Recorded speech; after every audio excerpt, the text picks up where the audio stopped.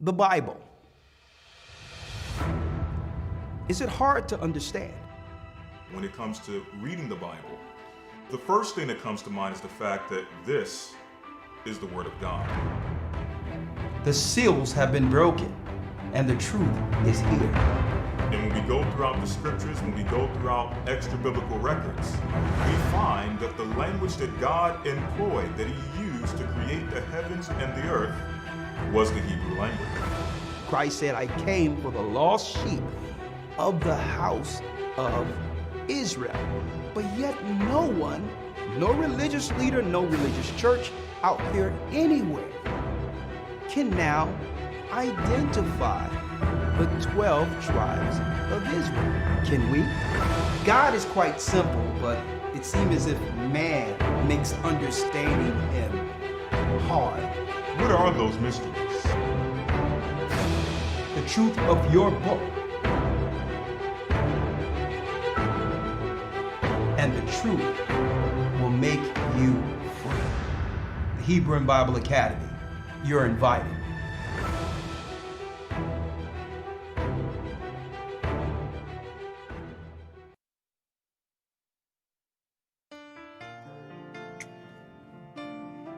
To Zion. I was lost, but now I'm found. I'm a child of Israel. I heard the sound, hear the sound. Please give me the strength to stand today. With my eyes towards the east, show me the way to Zion. I'm on my knees, laying my life on the line. I'm begging, please, please don't let me fall. Give me the strength. Place my feet, Lord, guide my path. Show me the way to Zion. I opened up the book. All right, brothers and sisters, I'm Elder Rawchaa of the Gathering of Christ Church, along with Elder Lawya for our weekly Sabbath lesson. I hope you all are doing well. Thanks for your presence. The water for your presence. All praises be to the Most High, Ahaya Bahashim Yeshaya wa Rawak. Yes, we're in for a lesson breaking down, as you can see in the title, wars and rumors of wars. Okay? While the world was getting distracted with a cold, a lot of prophecies were unfolding. Okay? And I'm going to go into some of these today to let you know that outright they're letting the whole earth understand that there will be a war. But in order for this war to culminate into what the Bible says it will be, there will be little proxy or mini wars that can distract many people. Okay? It's called, and the Bible tell you, realm against realm. So they'll be showing you something on this level during their conflicts, realm against realm, in which you don't realize all of these are really leading to the ultimate prophecy, the last war. So today, through the Spirit of the Most High, I hope this lesson gives you some insight on what to look into. When the news articles are out there telling you on one level what this conflict is, or the reason for it, or what that conflict is, or for the reason for it. You can look through it and actually understand the times according to the Bible concerning prophecy. And these wars are really like what? These wars are signs of Christ's coming. Wars are fought on many levels, and I'm going to go into it. Okay? Psychological, biological, the weather. Okay? All of these are tools of war that's used to what? Keep people at bay, to control populations. And when all fails, bloodshed, mayhem, all of that is leading to what? Freeing the children of Israel. The nations are warring to keep the prophecies concerning their future at bay. That's right. Wars and rumors of wars is our lesson today. You see what's going on in the Ukraine and what they're claiming, but we're going to give you a better insight to what's going on there, according to God's word. Now, before we go in, Elder Lawya, what will be the title for the academy tomorrow? Yes, sir. The seed of promise. The seed of promise is our lesson tomorrow. Okay, the seed of promise. The promised seed according to God. There's a certain bloodline in this earth since the beginning that has always been under attack. Okay, a certain genetic code.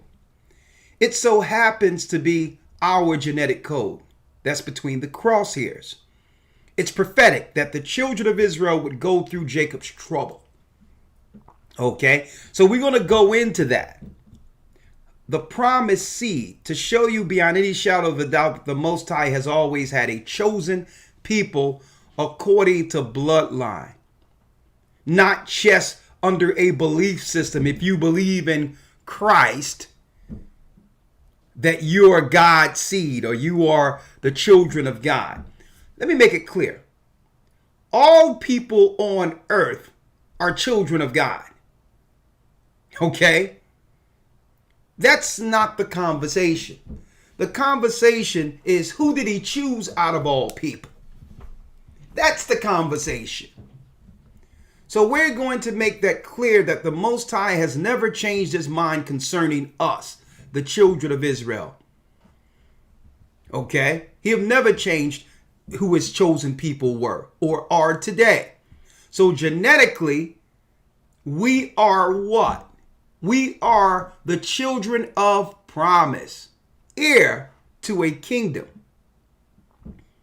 Heir to a kingdom. So I'm going to be going into that and show you how the Christian church, as you know what they do, the modern day Roman liars, they came with a new philosophy on God's people, so that now, instead of us looking for a particular people in the earth to preserve for the promise, instead of doing that, they have came out with these blanket terms like God's people or the chosen people, or when it says Israel in the Bible, that's talking about the church. They're liars, okay? Because that's so ambiguous. What you mean the church? There's all types of churches out here. There's Vietnamese churches, there's Seventh-day Adventists, that's confusing. Christ is coming back for his church. See, and they putting that out there because the Zionists and the powers that be control the churches. So we're not dealing with that. We're going to show you that the Most High has a promised seed. And the wars that we see going on in the earth is to do what? To suppress God's people, knowing that Christ is coming back for us, or to eradicate us altogether. Okay? Knowing the future of the 10 horns. Rome.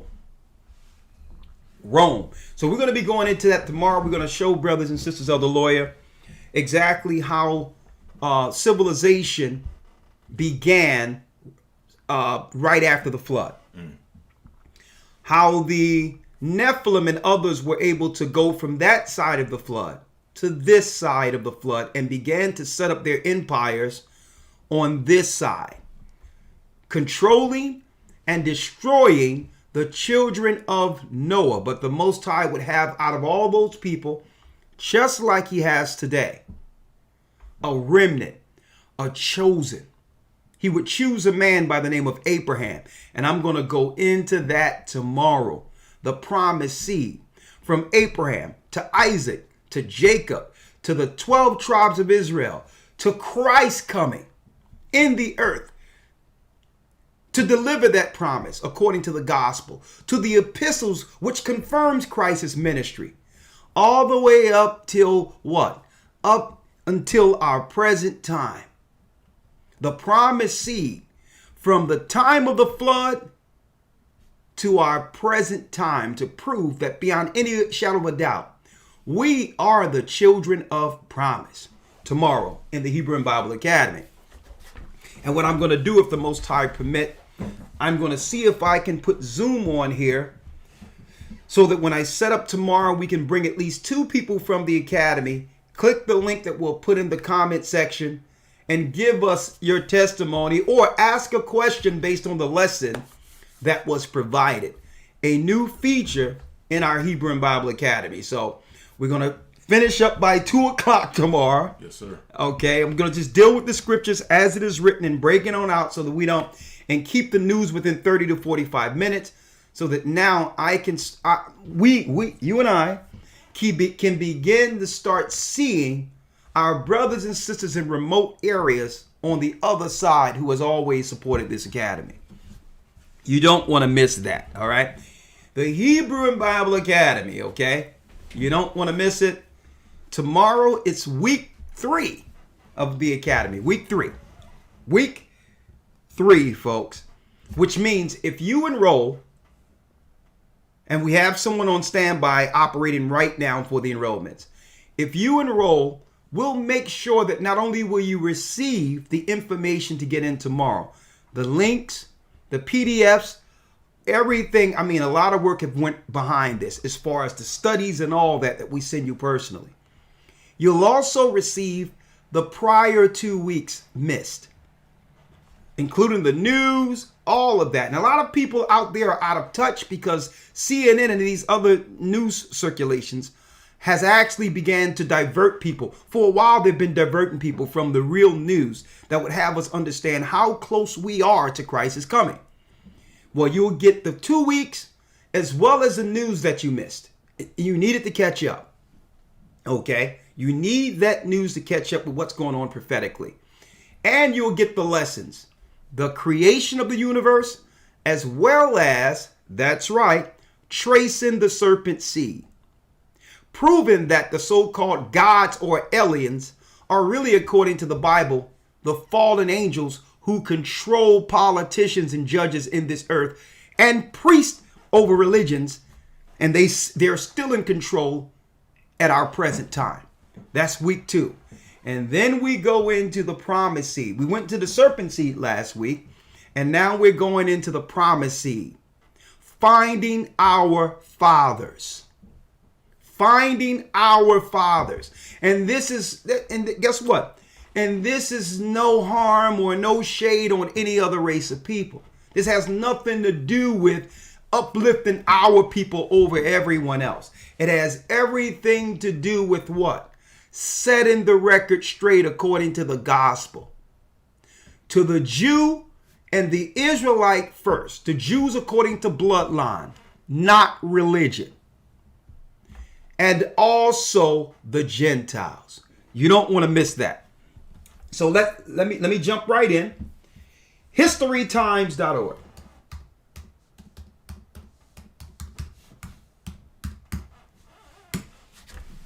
Historytimes.org. I just typed that in your comment. Let's jump in to what's going on. Wars and rumors of wars. Like I've mentioned, wars are fought on many levels, folks. And I'm going to tell you the best war. Okay? The greatest war. When you can war without actually engaging. See, if we want to talk about wars and rumors of wars, we have to first identify the hunter. Right? He who calculates all of this. So when you see what's going on in the Ukraine and other areas and all that, folks, you have to realize that stuff isn't Biden. It isn't the president. Okay? The president just rubber stamps what the lobbyists bring to his desk. He who controls the finances control the politicians. Okay? Why do you think it costs so much money to campaign? You think these people paying billions and billions of dollars in an election to chance this guy changing his mind and doing something outside of their prior agreements that got him in office? No, you don't understand how politics works. You don't understand how it works. So it's not about Biden. It's not about Obama. It's not about any politician that you may be looking at. You have to look at the grand picture. Okay? There's controllers over all governments. And when you look at what's going on in the Ukraine, Russia, and all that, we're going to show you what's happening on the, the regular level that most people can understand. But we're going to show you the big picture according to Christ. Okay? These are little proxy wars. But in order to do so, we must identify the tool Satan will use against the children of Israel. Elder Lawya, let's go to Genesis 25 real quick, and then we're going to go directly to Christ. Genesis 25, verse number 21. Yeah. And Isaac entreated the Lord for his wife, because his wife was barren, and the Lord was entreated of him, and Rebekah his wife conceived. Come on. And the children struggled together within her, and she said, If it be so, why am I thus? Come on. And she went to inquire of the Lord. And she went to inquire of the Most High. And eventually, the Most High said it was twins in her womb. Let's read it. Verse 23. And the Lord said unto her, 2 nations are in thy womb. 2 races of people are in thine womb. And 2 manner of people shall be separated from thy bowels. Now, like I showed last week, this wasn't speaking of 2 separate bloodlines that would come directly from Rebekah's womb. Okay? Having the same father and mother.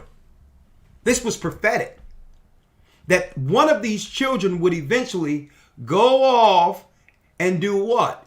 Produce with the Nephilim bloodline that was in the land of Canaan. Before the Israelites came in. Okay? When we marched around Jericho and the Most High destroyed that wall, the Nephilim, the fallen ones, ran into Mount Seir. So eventually, Esau would link in to make a what? Stronger bloodline to fight against us, the children of Jacob. Now go back to last week's Sabbath if you want to see that. Or if you want to see the more detail, we're going into Who's Edom in a couple of weeks anyway in the academy. So read on. 24. And when her days to be delivered were fulfilled, behold, there were twins in her womb. There were twins in her womb. Read. And the first came out red all over like an hairy garment, and they called his name Esau. And the first came out red. There's no such thing as white people. There's no such people as white people. My Mitri's white. Okay. Red all over. Read. Like an hairy garment. Like a hairy garment. Read. And they called his name Esau. And they called his name Esau. Esau. Now the Bible describes Esau as what? The eagle. Or, let's get it where it says that Esau was that cunning hunter. Let's get that. Yes, sir. Verse number 27. Go back to where you were, red. Yes, sir. Verse 25. The first came out red all over like an hairy garment, and they called his name Esau. And they called his name what? Esau. And they called his name Esau. Esau. Esau. Now I'm going to give y'all just some insight confirming what's being broken down here. Okay? Let's go here to the lesson here. And as you can see, just use it as an example. This guy right here, don't know him, just a random guy with a mask. His mask is white. His mask is white, okay? This is how you describe it in the Bible. This is what Isaac and his mother was beholding. A different hue of people. Now, there's another thing out there where people, as you can see, he's red. A variation of red, not white. That's not racist. That's reality. That's color. That's exactly what that is. Okay? The trick was convincing us that they were white. When obviously we're looking at what? A variation of a red color, pink. That was the deception. Okay? Everyone else looked like us, brown skin. Now, there's some people out there who say, well, Esau have to be black because he had children with dark Canaanites. You don't know the research. You don't understand the Bible. There were a cursed people amongst the Canaanites who was leprous, where their genetics were turned white or like Caucasian. Like you read of Gehazi in the Bible, where not only was Gehazi cursed, but his children were cursed with the same mark. So when Esau, and I'm going to go into this when it's who's Esau, because I really want to stay on wars and rumors of wars today. When Esau went into the land of Mount Seir, he connected with those who looked like him, where the curse of leprosy was on these particular Canaanites. So they switched it up. In modern day theology, they'll tell you that the Canaanites or all the Hamites were black, and that's the curse of Ham. When really, it's on the flip side. The mark of the hunter who would be hunting the earth and destroying the people would be identified as red, not black people. So they flipped the script. See? Now they didn't flip the Bible. The Bible is clear that the chosen people are people of color, like us. So they didn't change the Bible. It was the psychology they used through Christian theology that made you look at black people or dark-skinned people as bad and white people are pure and innocent, according to their Webster's dictionary. But we have found Edom and realized, and those say, well, Esau connected with black Canaanites or black people in Mount Seir. These are unlearned people that are making these statements. Prove that. You can't prove that. That's an opinion. But I can prove when the children of Israel went into the land of Canaan that was turned to Israel, that the Most High told the priests how to rid that area of what? The curse of leprosy. The curse of leprosy that turns dark skin pink. Like you see black people sometimes, our people of color, they have spots, light spots on their face, and they turn whiter or more lighter with spots. That is the curse of leprosy that was in the land of Canaan. And these were the people that were cursed by the Almighty for their wickedness and evil. And they made it with Esau to do what? To create the race we see today as so-called Europeans. And this is why in the book of Revelation, it tell you that the beast rolled a what?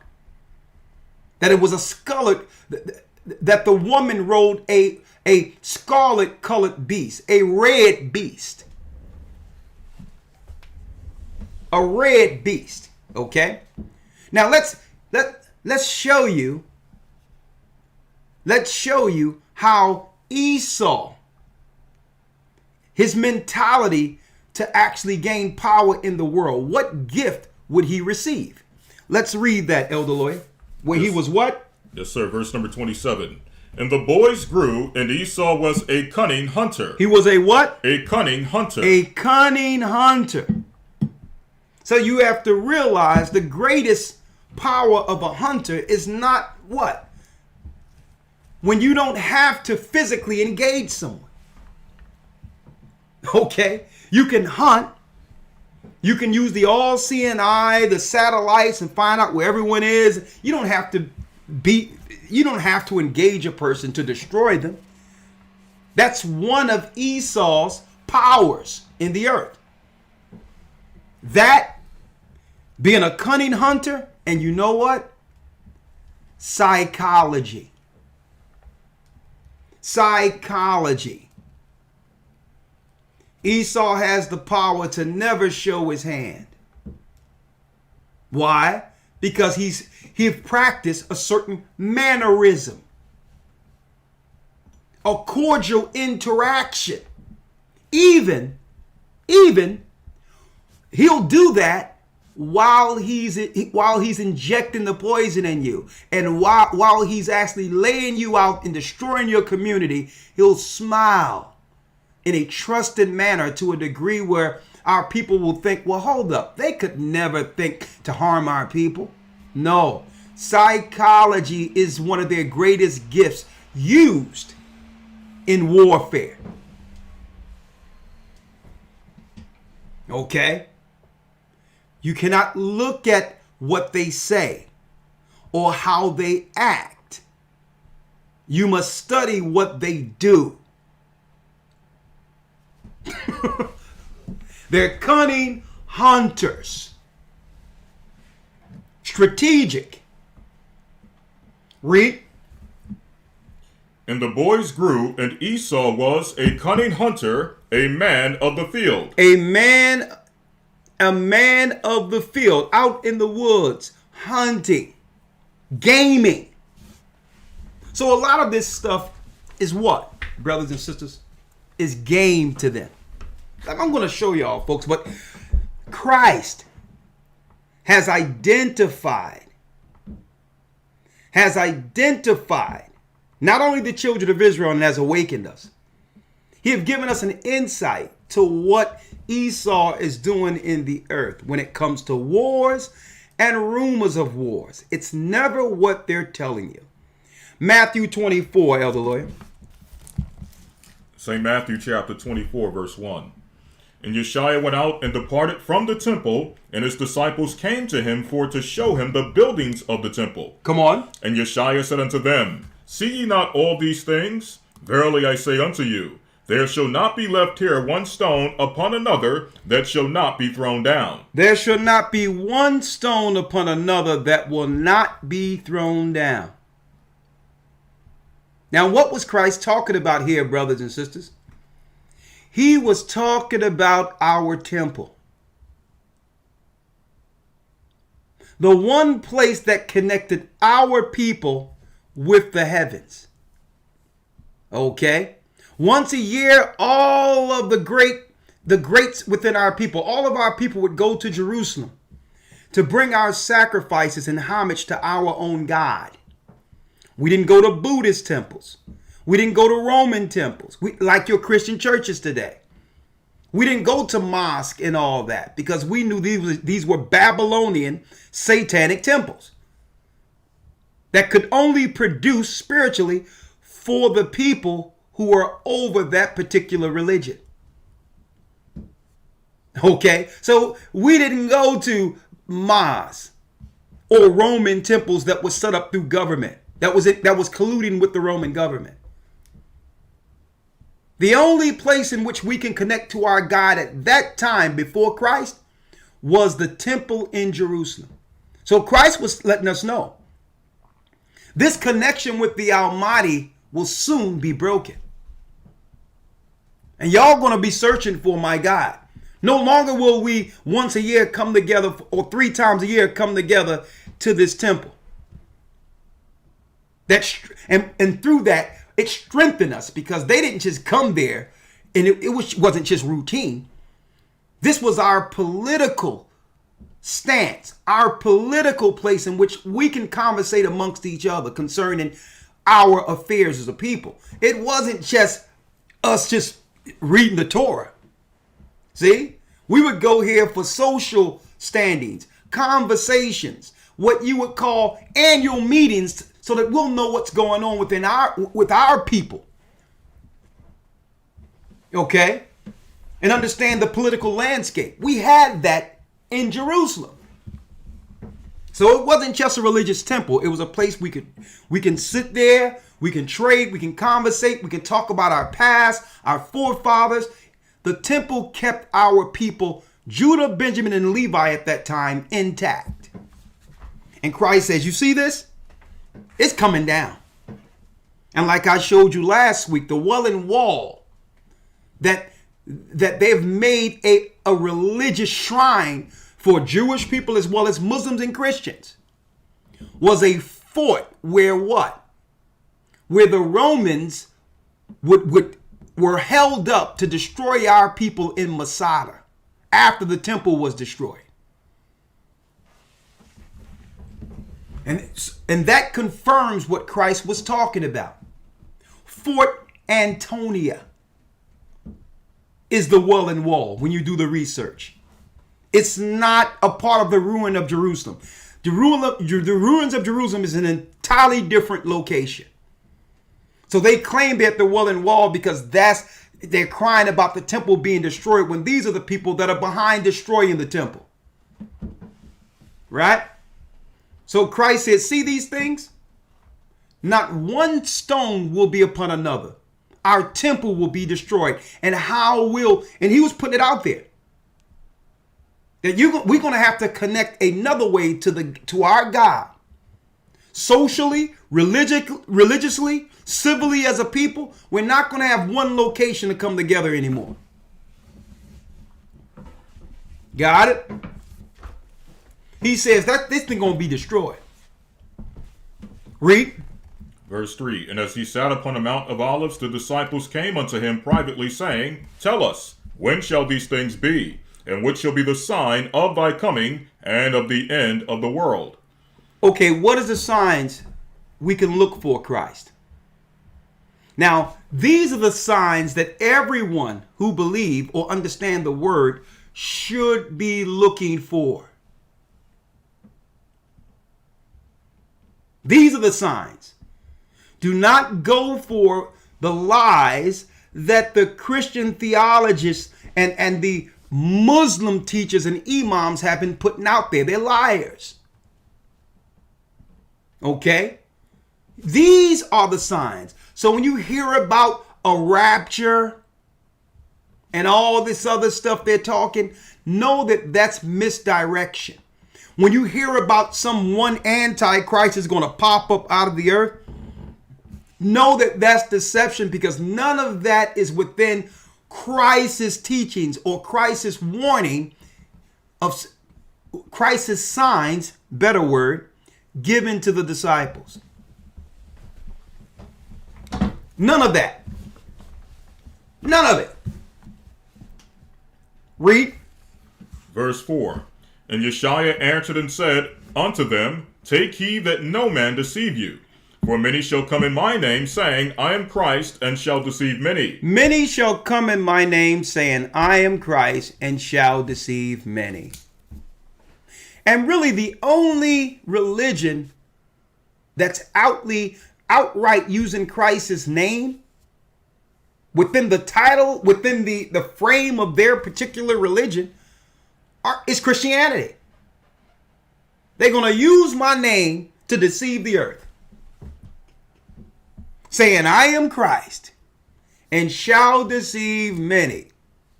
Do not listen to any religion out there, is what the Christ is telling you. They're going to deceive you. Why? Because the fall of the temple means what? The fall of the temple means glory and power to the people who have destroyed it.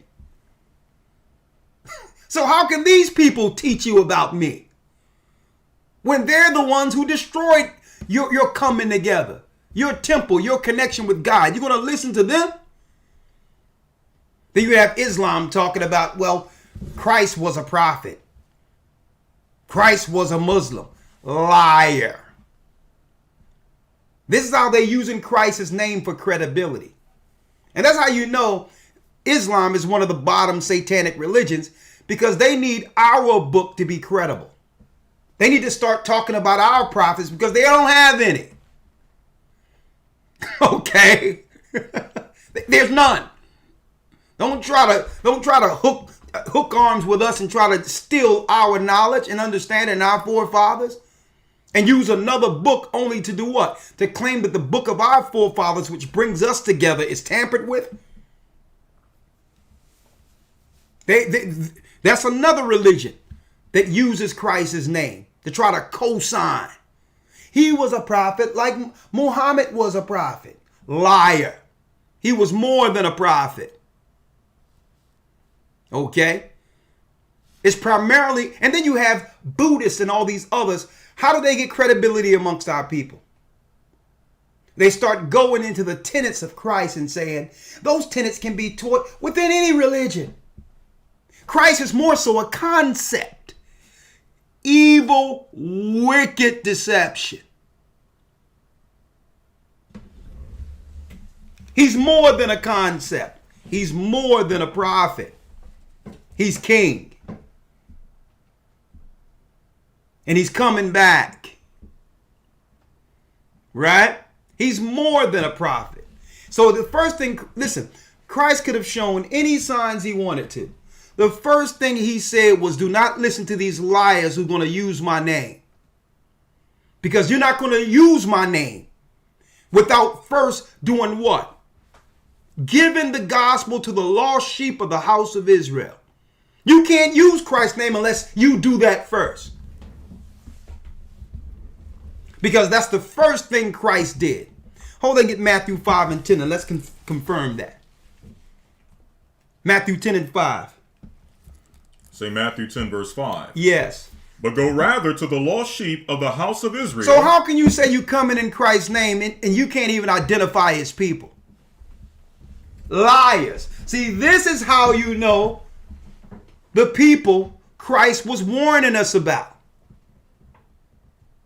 You can point out any people on the earth. You can even identify Europeans and say they the people.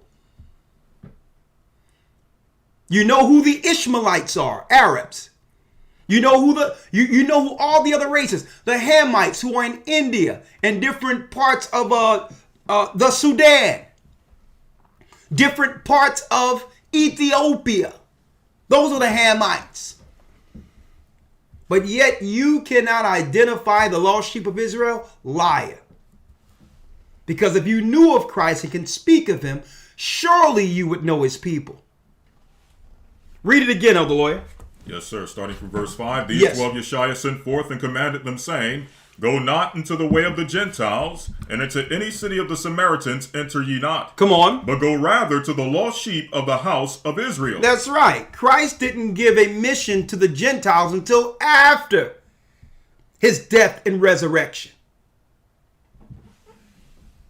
So y'all backward. How can you just teach all the Gentiles and not identify Christ's people first? And I don't have no problem with teaching the Gentiles. But I'm not going to leave out the people Christ said he came for. So that's a sign when someone will tell you, well, it doesn't matter. Even though Christ was an Israelite, it doesn't matter who his people are today. As long as we believe the lies that are taught through the Christian church, we're saved. Liars. Liars. We were trodden down by the Gentiles until the time of the Gentiles be fulfilled. So it's in their interest not to tell our people that we are the true bloodline of Israel. And Christ says, many shall come in my name, saying, I am Christ, and shall deceive many. They'll say they're Christ, but the people won't vet them. The people are not going to vet or question them. See? Well, why aren't you doing what Christ was doing if you're coming in his name? Get out of here. Okay, why aren't you following the law? When Christ says he came not to destroy the law. He came to fulfill the law of his Father. Liar. Deceiver. See? This is how you vet these people. Because they're just going to use Christ in name. And guess what? Christ said that was the first sign. Because they use his name to gain what? Credibility. Acceptance. Because there's no other name under heaven whereby man can be saved. And even they know that. They couldn't just push Muhammad alone and have people come under that. See? You can't do it. They need our knowledge, our book, and our forefathers to show you the power of our bloodline for credibility. Read on, Elder Lawya. Let's go back to Matthew. Yes, sir. Matthew 24 in verse number 5 or verse number 6. Yeah. And ye shall hear of wars and rumors of wars. You shall hear of what? Wars and rumors of wars. Wars and rumors of wars. See that ye be not troubled, for all these things must come to pass. Listen to what he's saying. See that ye be not troubled, for all these things must come to pass, but the end is not yet. But the end is not yet. Now, what is Christ doing here? He's comforting us in this time with his words.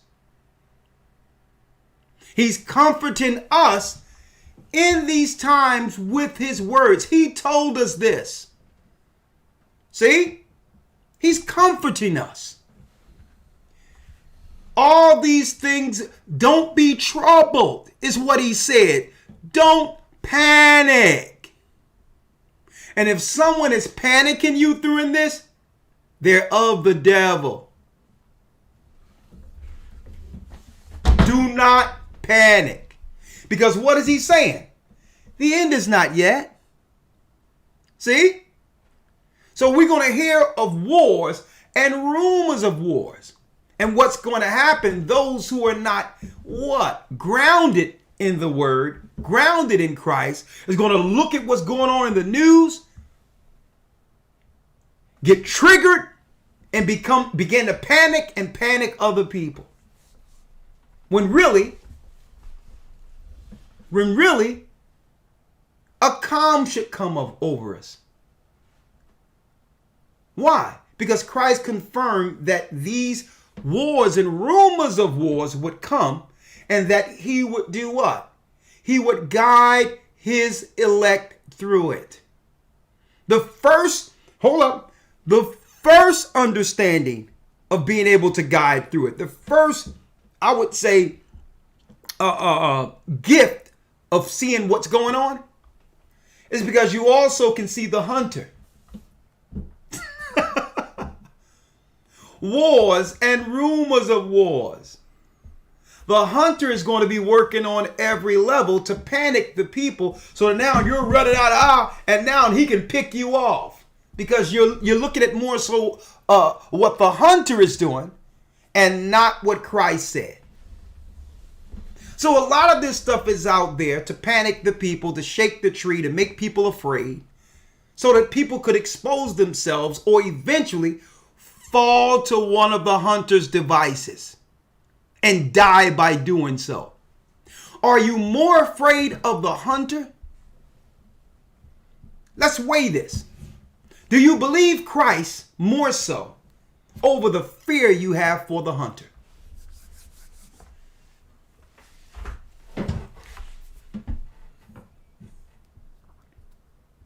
Huh? Before you answer that, just take it in and just think on that for a few days. Just think on it. Because I believe, I'm almost sure more people trust and are afraid of the hunter more than they believe in the Christ they claim to serve. Wars, rumors of wars, but the end is not yet. So there are going to be some people in the earth executing Satan's chaos Wars on every level. Right now, for instance, wars on every level. Let's go here. While everyone was running around talking about a cold that automatically just disappeared out of nowhere because CNN and the news tell you it's okay now to actually go outside and act like normal people. There was some news that most out there didn't know actually was happening. Okay, this is SP Global. An article that came out early November, brothers and sisters. Iran talks that could sway global oil supply by 1.5 million to resume November 29th. November 29th. Now, this was going on while everyone was talking about the cold. No one knew that Iran was in talks. Well, Iran was in talks with what? Russia and other countries so that they can open up the trade that will allow what? The embargoes to come off of, a lot of sanctions to come off of Iran. Because Iran sanctions is doing what? It's harming other economies, including Russia. So the whole thing with the Ukraine and all that, folks, it's to get in the way. I'm going to show y'all something. It's to get in the way of the global body inviting Iran back in at a time where they claim Iran is now close to having nuclear capability. So they're telling you Russia is going to invade and this, that, and the other. Never listen to none of that. They're proxying. The only reason Iran or Russia will go into that area is to protect their interests within the Ukraine, knowing that the administration here, controlled by the powers here, is looking to cause disturbances that will stop the talks from Iran being able to trade. Okay? That's what's going on here. Wars and rumors of wars. So you're hearing about the Ukraine now because they are allowing you to demonize any other country that's in the way of their interest. But really, it's going to culminate, folks. It's going to culminate into an all-out war eventually. But that's why Christ said, "Be not troubled, for the end is not yet." Okay? The end is not yet. There's other types of wars. Look at your screen. That's just one level of war. We're speaking of tanks, airliners, submarines. We're talking about when all talks has failed. Then it's all out war, bombs all over the place. But there's other types of wars.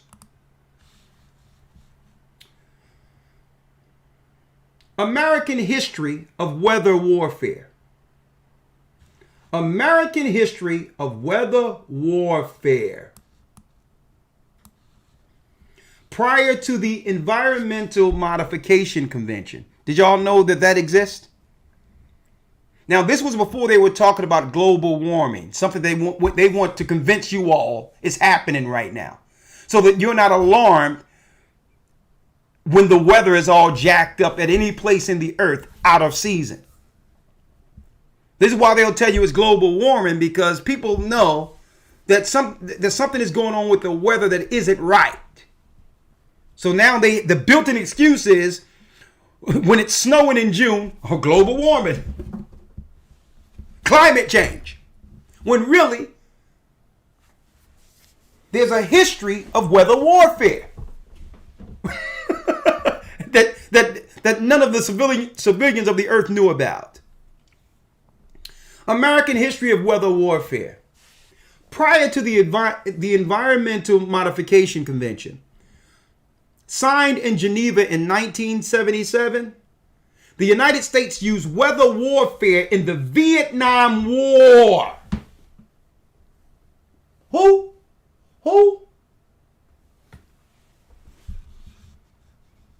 The United States used weather warfare in the Vietnam War. Who knew that, folks? The Cunning Hunter also has the technology to use elements and the HARP system to cause disruptions in any area they aim towards. Like I said, the greatest hunter is the hunter that really doesn't have to engage. Y'all didn't know weather warfare, folks? There's a whole article. Type in American history of weather warfare yourself. And now you'll understand, like on the East Coast, in the midst of winter, it'll feel like a summer day one day and wintertime the next day. And you'll be like, man, it's so hot out here. And then it's freezing the next day to let you know there was a disruption within the season. Mm-hmm. And when you feel that, look at the news. And you will see that there's an earthquake somewhere that have killed hundreds of people, like in Brazil. Or a storm that's hitting the walls like we see in the UK and other areas. Or you have to look at the day before when you say, man, it's warm here.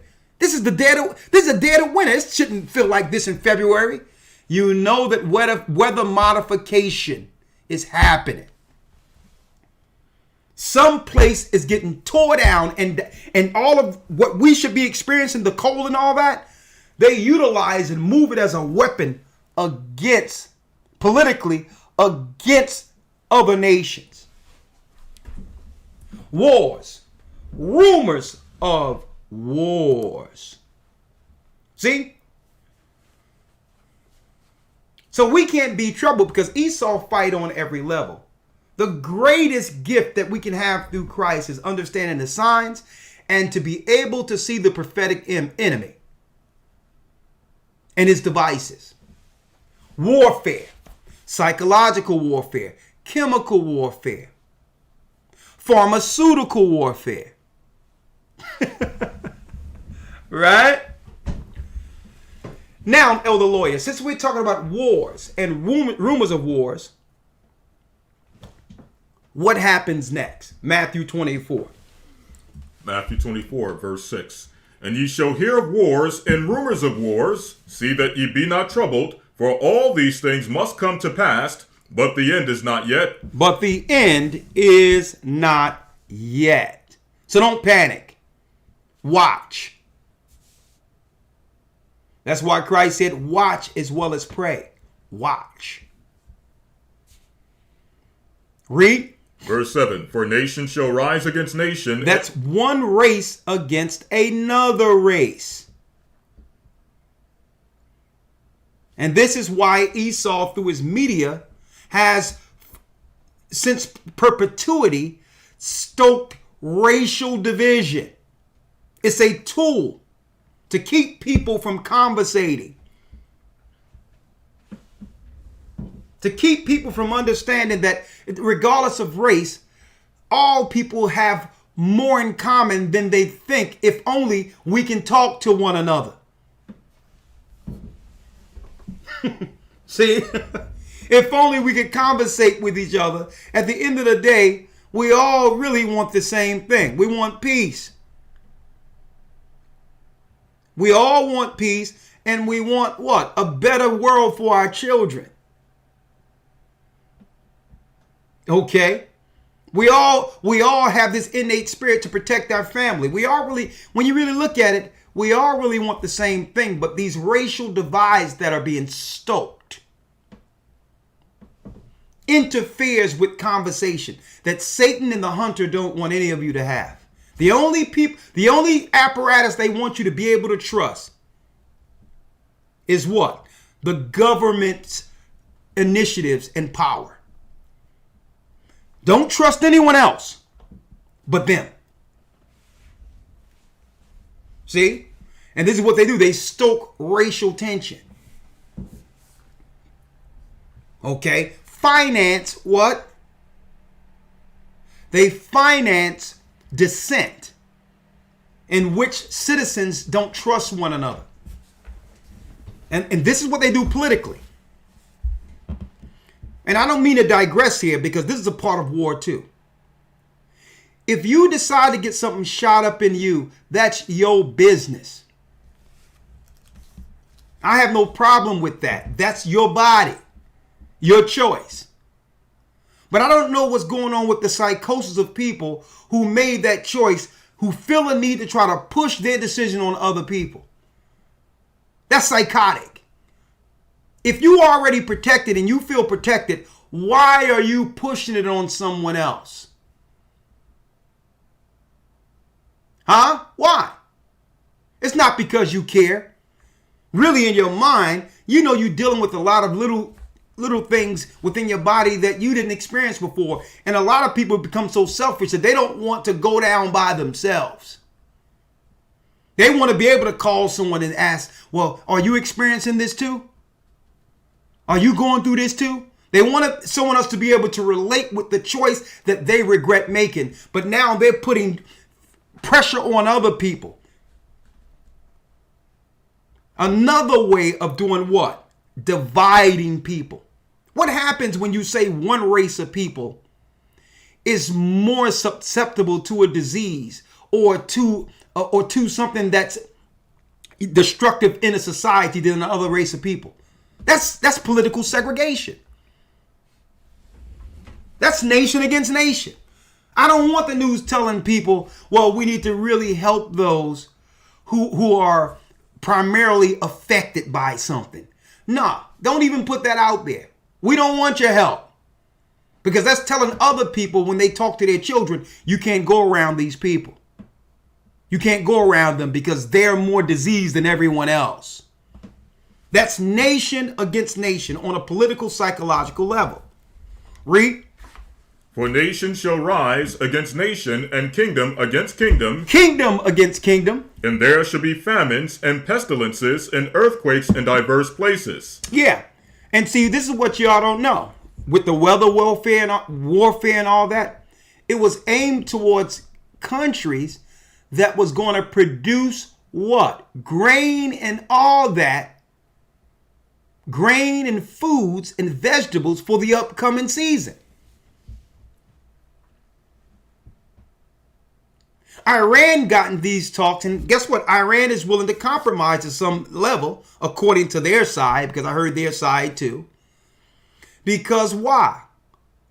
Iran, really, all of their wheat crops have been dissipated to the degree where they have to compromise because there's no wheat being shipped in their country. And they don't have enough wheat within their country to sustain their people. Weather warfare, the hunter, pressuring Iran to do what? To bow to the 10 horns and comply. Right now, politically, on the political landscape, Iran is the joker. They're the joker. But you know what? They cannot sustain being blocked out any longer. It'll be suicide for their whole country just to stay and not be able to trade and operate with the world like other countries. These were the sanctions that were put on all the way since Bush. Okay? Since Bush, going into the Obama administration, Trump, even till this time.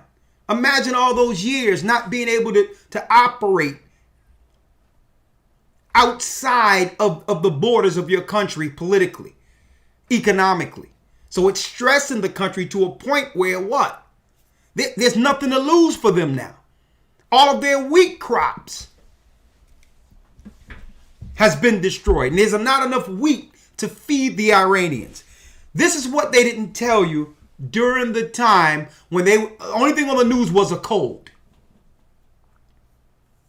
Was a code. But folks, hey,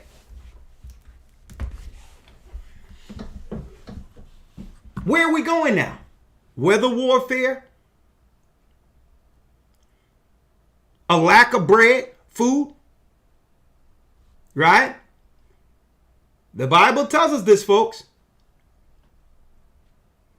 Right? And check it out now. I need y'all to really examine because we've been talking about this for years. For years. A shortage of supplies when it comes to food. At the same time, they're destroying the water. What happens when you can't eat, can't drink? These are the signs. But folks, Christ said, be not troubled. Of course, through all of this, Christ would have an answer for the remnant who believe, who understands. Now that I heard Christ's signs, I know what to avoid. Everything the hunter bring forth, I'm going to examine with skepticism because he have lied to me. He have lied to me since our relationship out of our mama's womb. He's lied to me. Okay? He came to our father and say, listen, what good is his birthright to me? For one meat, feed me with that same red pottage, and I'll give you my birthright. An agreement. And for one morsel of meat, he sold his birthright. And then he's going to sneak behind our back and try to get the blessing at the end of our father's life, Isaac's. To show you how this dude works. It's about the circumstance at the time. He just have to benefit at the time.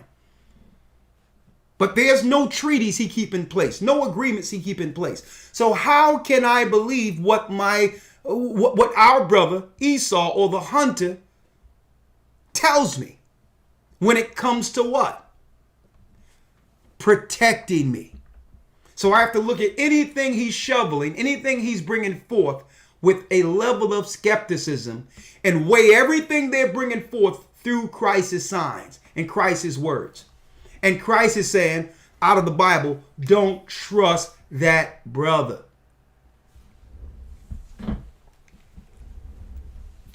He's causing divides. He's causing all of this. Even though it's happening prophetically, you have to realize, geopolitically, there's events going on real time that leads to what Christ is talking about right here. Is Esau doing weather warfare, destroying crops and all this old other stuff? It's them now looking to go into Ukraine and deal also and meet Russia into Ukraine that could lead to a serious war. Why? I'm going to get there in a moment. Ultimately, it's because they could no longer sustain the lie, keeping the children of Israel at bay. So now they're panicking, they're scrambling, knowing that the awakening is really keying them to understand that their time is running out. They can no longer convince us or confuse us anymore. The God of Israel has been talking with his people, and they know it. Their time is short. We were the sign to let them know to speed things up. Once we started saying out publicly that our people are the children of Israel, that was a sign for them. See? Finish reading, Elder Lawya. Yes, sir. Verse 8. All these are the beginning of sorrows. All these are the beginning of sorrows. We'll go through tough times. Read. Then shall they deliver you up to be afflicted, and shall kill you, and ye shall be hated of all nations for my name's sake. They shall deliver you up to be afflicted. Now, this is key. And I've been checking this out. During this campaign for the last couple of years, a lot of federal laws were put in place. A lot of finances went towards making sure that if it's a federal institution, that that federal institution by law must agree to administer, that's right, the stuff, the juice, for federal institutions. And I was checking that out. Well, that means what? Jails. Even if it's a choice out here in the normal population, there is no choice if one is arrested and placed into one of these facilities. Because they said that you got to do it to keep the herd safe. So even though it's a choice out here, when you get in there, arrested or whatever the case is, your choices are taken away and you must get the stuff. See? So this is a way of what? Getting around things. If they can criminalize people and target people to get them in one of these institutions, automatically now they can do what they do and claim, well, it's because they caught the cold. They fell down sick. See? They were able to institute something under an emergency that would have never been allowed.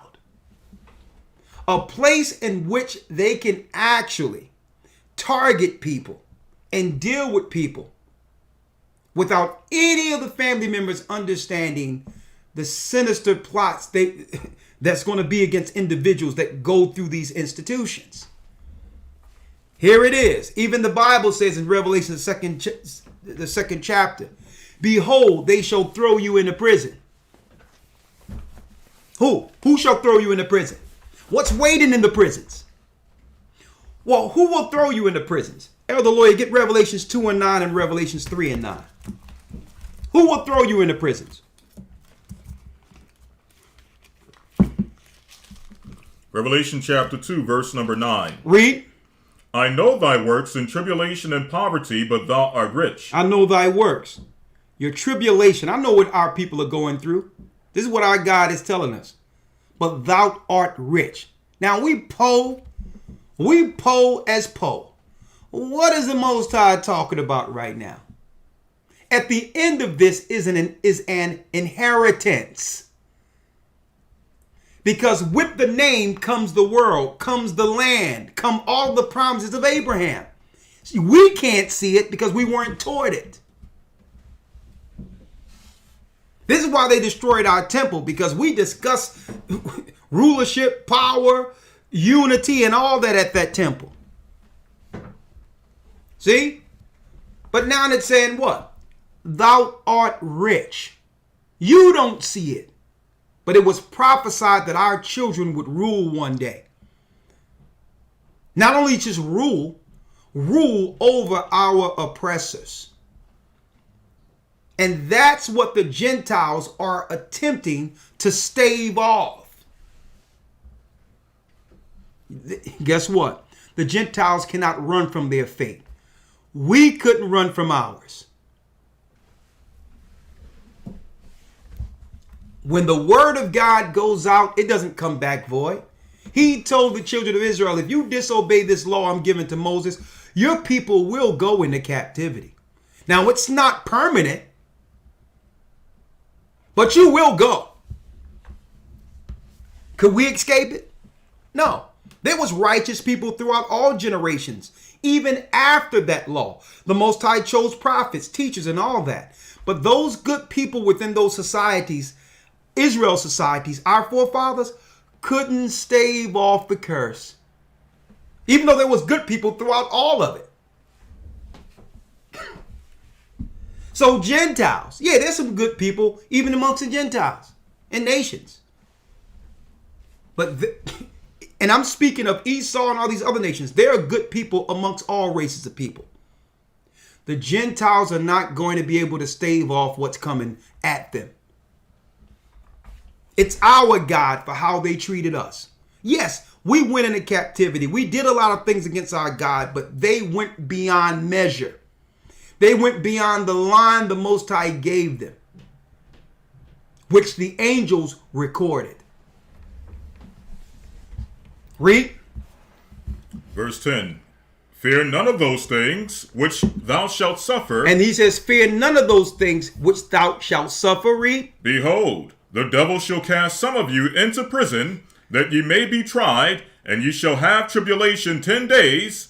Be thou faithful unto death, and I will give thee a crown of life. Be thy faithful unto death, and I will give thee a crown of life. They setting things up, folks. They've always set it up through their lesser magic, through their what? Incremental programming.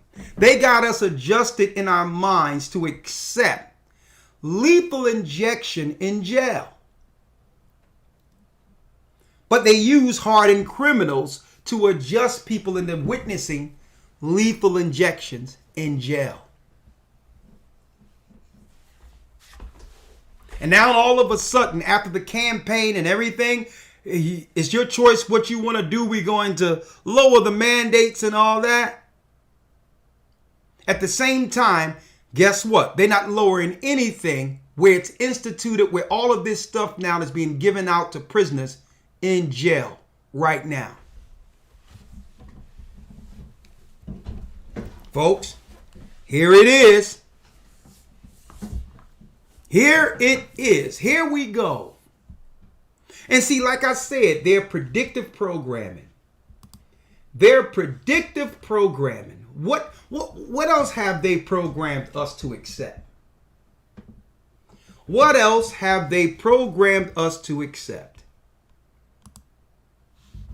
Remember Katrina? FEMA trailers brought shelter problems to Katrina victims. Remember these? Remember these when Kanye said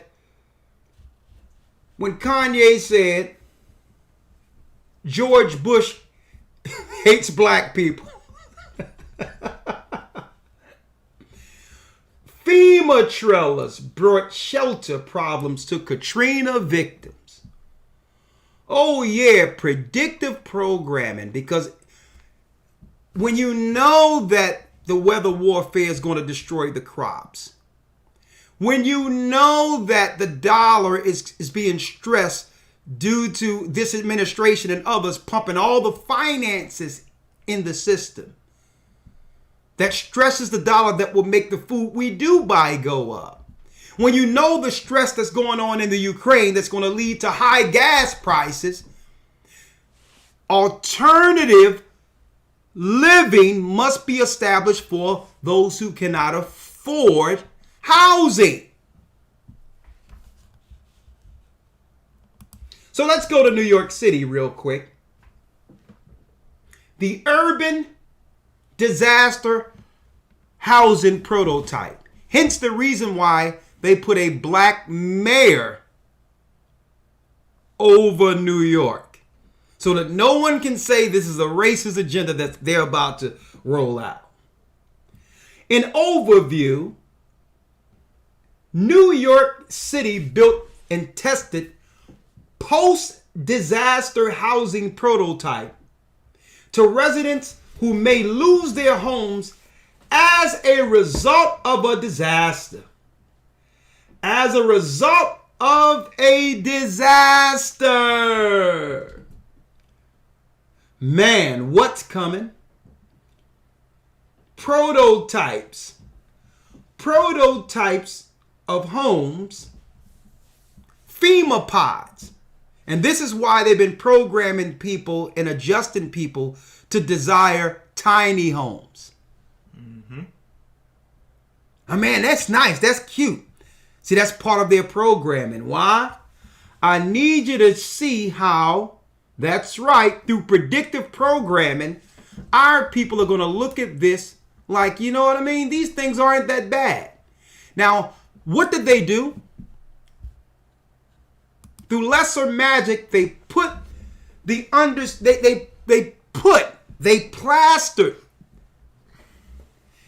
plastered the idea of FEMA homes at the Super Bowl. At the Super Bowl. Dr. Dre Dr. Dre and others, through predictive programming, is letting the whole world know the hood he came out of. Because don't forget, they use him to chart one path for our people. The gangster life that have destroyed our people.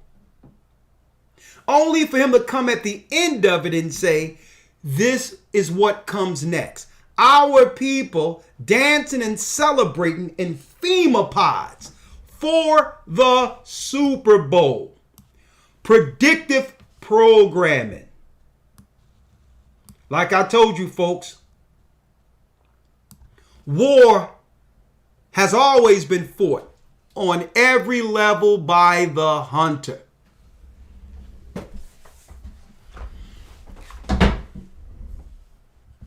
By the hunter. Wars and rumors of wars. Well, folks, wars are psychological also. They're psychological also. A need for public housing will happen. A need for public housing shall happen, folks. Under the so-called Dovic 91 spelled backwards initiative, they put all of our phones on disaster alert. And at any time, that same alert can be used for any disasters, whether it be war, weather, you name it, folks. These are the wars and the rumors of wars Christ was talking about that will suppress and destroy our people. They're going to look to do what? Downsize us, eradicate us without any people actually realizing they're doing so.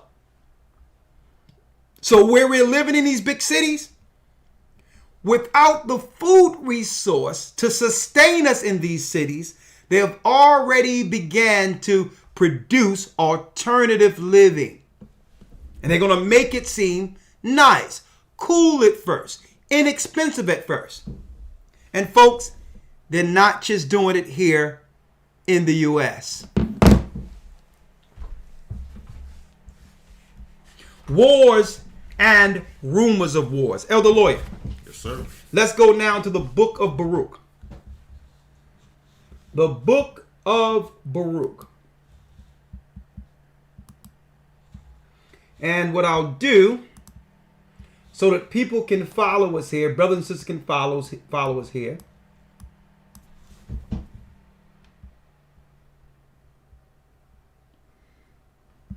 Chapter and verse. Let them know what book of Baruch you're in, Elder Lawya. We're in 2 Baruch 27 and 1. Second Baruch 27 and 1. At the top, you can read it from the top. 27 and 1. Let's read it, Elder Lawya. And he answered me and said unto me, Into 12 parts is that time divided, and each one of them is reserved for that which is appointed for it. In 12 parts is that what? That time divided. Is that time divided. In 12 parts is that time divided. Emergency alert.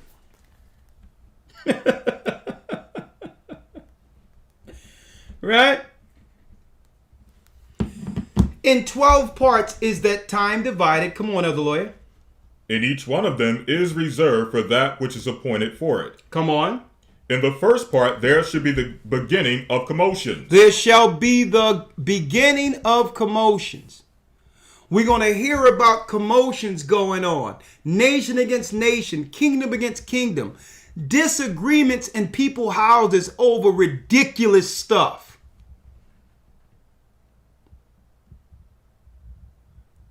When the closer we're coming to Christ's return, the closer we come to that time, it should be us as families growing closer to understand the climate socially and otherwise as he would want us to see it.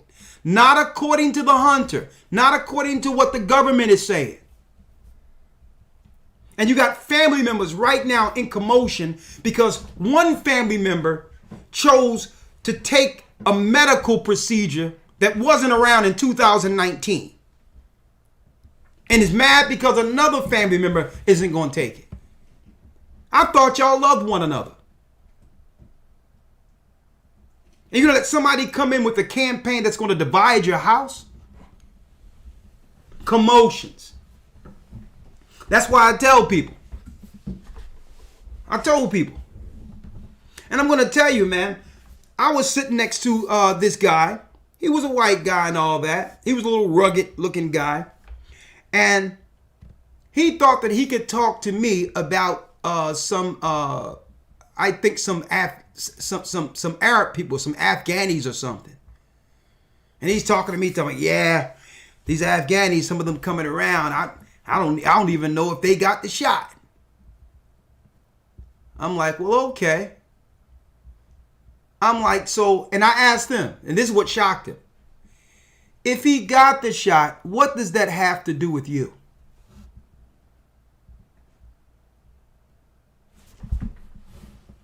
I just asked him straight out. If he got the shot, how does that affect you?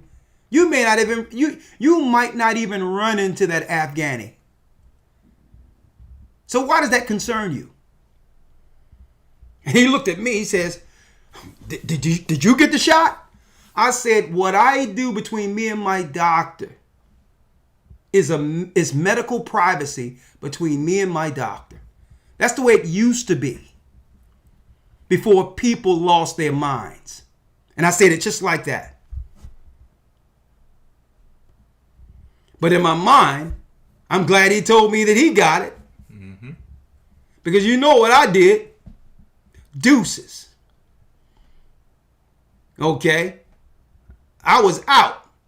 But I made sure I gave him a moment to think about his nonsense. Him being allowed to be triggered against other people because of his choice. People he don't even know. I know in his mind, he's like, man, I never spoke to a nigger like that. Yeah, we can see. We bring common sense to the table. Logical conversation. With what? Like I say in the academy. With a biblical perspective on everything. Okay? Come on, let's go. Verse 3, and in the second part there shall be slayings of the great ones. In the second part there shall be slayings of the great ones. Read. And in the third part the fall of many by death. In the third part the fall of many by death, as you can see here. Read. And in the fourth part the sending of the sword. In the fourth part the sending of the sword. The Cunning Hunter will be talking about what? Sending men off for war. For war. So these are the same signs Christ spoke of in Matthew 24, broken down in parts. All of this has been going down since 70 AD. Because this is how Rome was seeking to bring forth a new world order. In order to have a new world order, you must bring the whole earth and every government under Rome's power and sanction the countries who disagree with Rome's objectives until they acquiesce, like they're trying to do with Iran. This doesn't have anything to do with America forcing sanctions on Iran. All of this is being ran by Rome. All of it. What's going on in Israel? What's going on in America? America is the proxy that will be sacrificed at the end of this. Okay? Because at the end of the day, the world powers are going to blame America for the state of the world, which was Rome's plan from the beginning.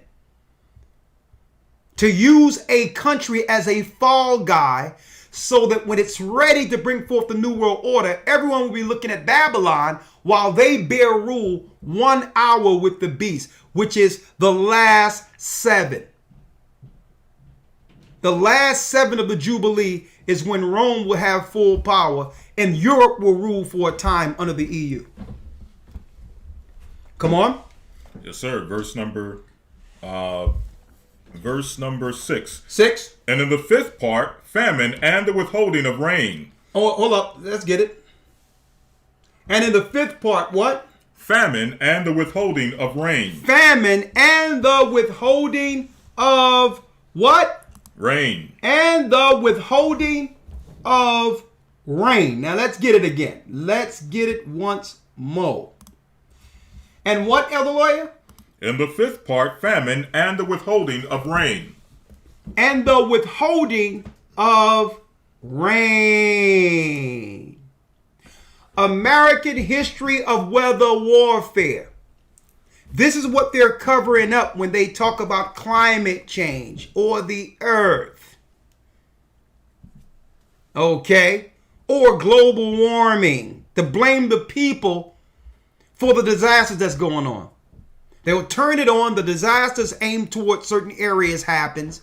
And then they'll say, it's because you're using up stuff is why now the earth is warming and disasters are happening uncontrollable. To hide the fact that there's technology of weather warfare against people since the 60s. The withholding of rain. Right? Come on. Verse 7, and in the 6th part, earthquake and terrors. Because when you turn that stuff on, earthquakes happen. If you look in the sky, brothers and sisters, and see clouds in a line formation, it looks like lines in between them. Those are frequencies that divided the clouds.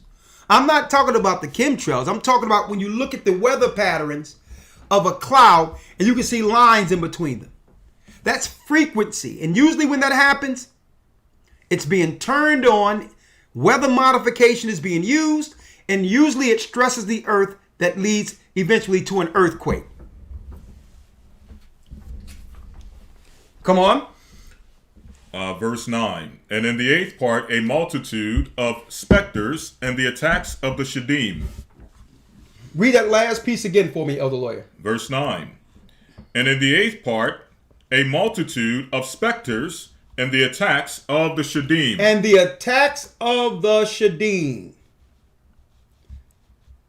And the attacks of the Shadim. We're reading right here for those who want, because I have an actual PDF of the actual book, Studia Prographa.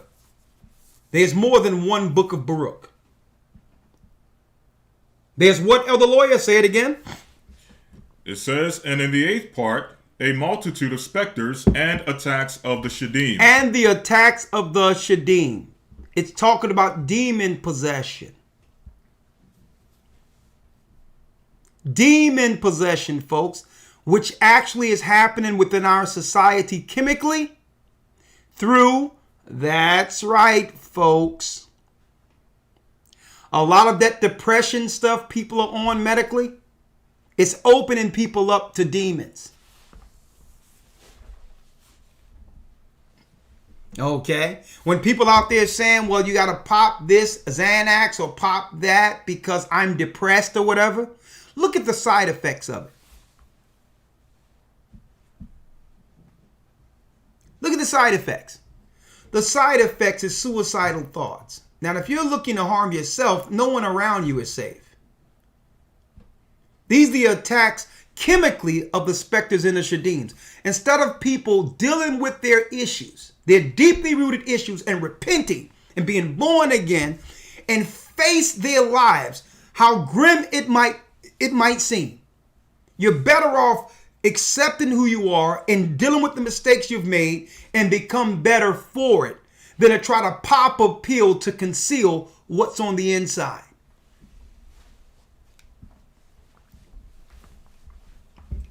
People look at their life and say, I'm disappointed. I didn't know my life was going to turn out this way. Folks, that's because we brought into Disney, the American dream. None of that stuff is for real.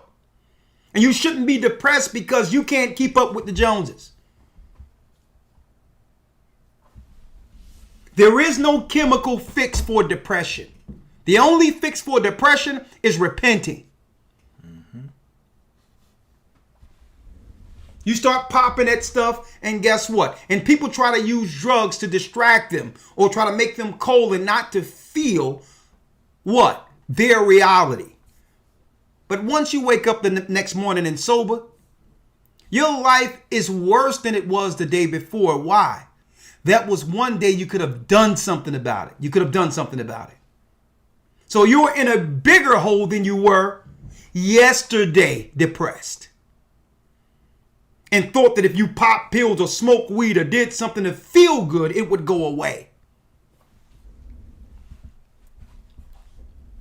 A lot of y'all don't know about the Voynich manuscript, folks.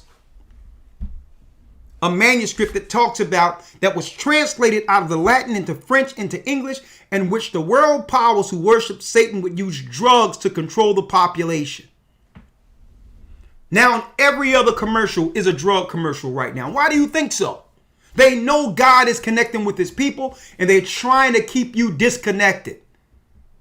Living in an alternate reality instead of fessing up to the world that the Most High said we would experience and needed to be what? Saved through. Read. Verse number 10. And in the ninth part, the fall of fire. And in the ninth part, the fall of fire. What's that? Bombs being dropped on the earth. Read. And in the 10th part, rapine and much oppression. Rapine and much oppression. And this is what happens, folks. Why? When the food supply begin to dry up, when the food costs go up to a point where you cannot afford the groceries we used to get. And now FEMA and others is going to come with an alternative. Ration socialized food packages, just like Soylent Green. That's right, folks. This is where we are going. This is where we are going. This is what their plans are for those who can't afford to live. See? Let me blow the other picture up here. FEMA containers, folks, that they're going to set up in different areas and have prepped our people, like they did in Katrina, to believe this is something good after a disaster. And they've prepped all of us to understand this was for us, not for other people, by having Dr. Dre and all of them introduce the FEMA containers at the Super Bowl. At the Super Bowl, folks. See? Predictive programming. Now, you know this is for the inner city because that's where Dr. Dre came from. See? That's where Mary J. came from. See? Predictive programming. And of course, they're going to have a lot of drugs in the midst of this so that the people can cope and not deal with the reality, which is what? The end according to Christ. Let's finish reading, Elder Lawyer. Verse number 12. Yep. And in the 11th part, wickedness and unchastity. And at the what? And in the 11th part, wickedness and unchastity. And at the 11th part, read it again. Wickedness and unchastity. Wickedness and unchastity. Wickedness is breaking the laws of God or violating your conscience, doing what you know is wrong. And unchastity, it'll make it where you'll have an app on your phone. And at any time of day, you can get a match. You can get a match on Tinder or what's the other things, Bumble or whatever those things are. or go to Instagram and jump into someone's DMs. Of course, you can do it because why? No one else know what you're doing outside of you and that person, right? Right? Wickedness and unchastity. See, this is why Satan had to do this. He had to give you a device in which you can do it without will. You can have the conscience and fortitude to withstand all of that. And don't put the apps on your phone. But he knew that there will be a majority of people who would just go out there and do what as thou wilt if we lived in a society that couldn't be able to shame you for it.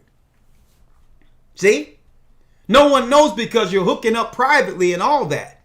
But guess what? When you do it, you walk out of the shelter of the Most High, bare to be utilized by the specters, the shittims, which are demons, and Satan himself. You've walked out of your shelter. And now he can use you. See? He can use you now. And these are the people that aren't getting prepared for what's about to happen. And guess what? And the same people, when the hell break loose, don't try to blame God for any of this. Oh God, why is this so? When the opportunity presented itself to do what's right, but yet when you were free to make a choice, your back was turned to him. Okay? So it's only in disasters and destruction where people start to cry out for God. But then when the freedom is here to make a choice to serve him, tender. Sliding in people's DMs.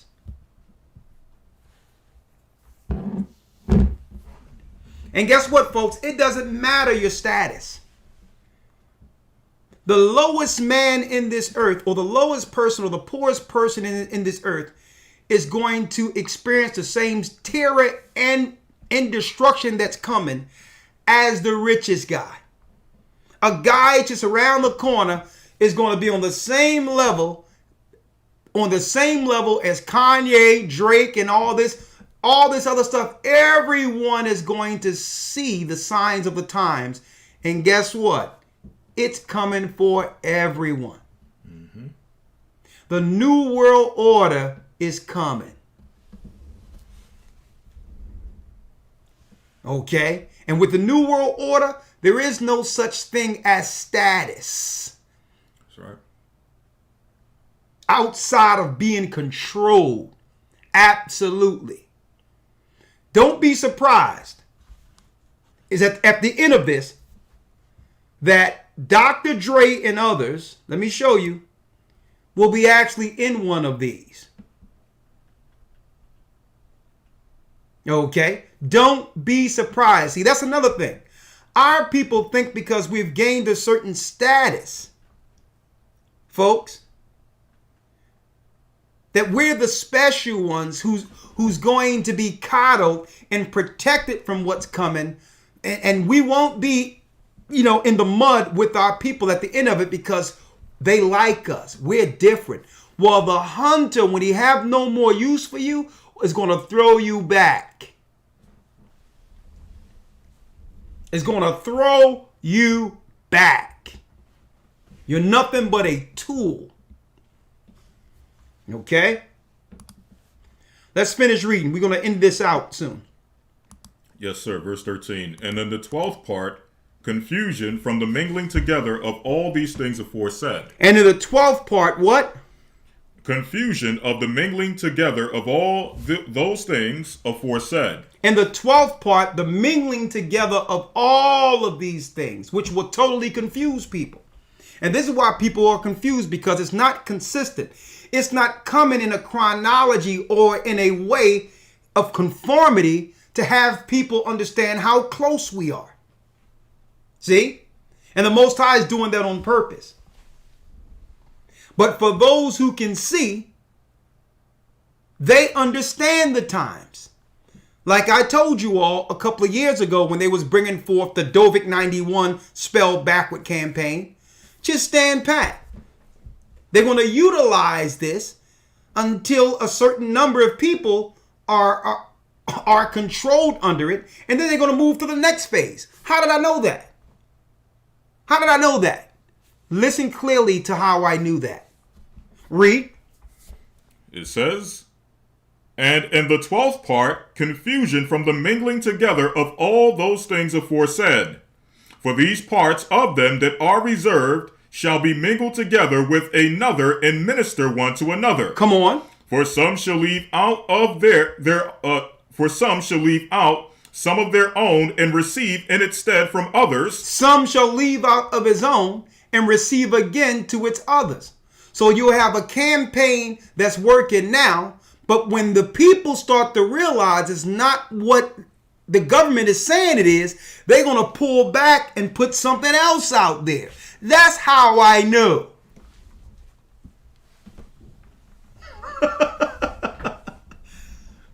Because if people understood that they were under attack by the hunter, all nations would join together against him.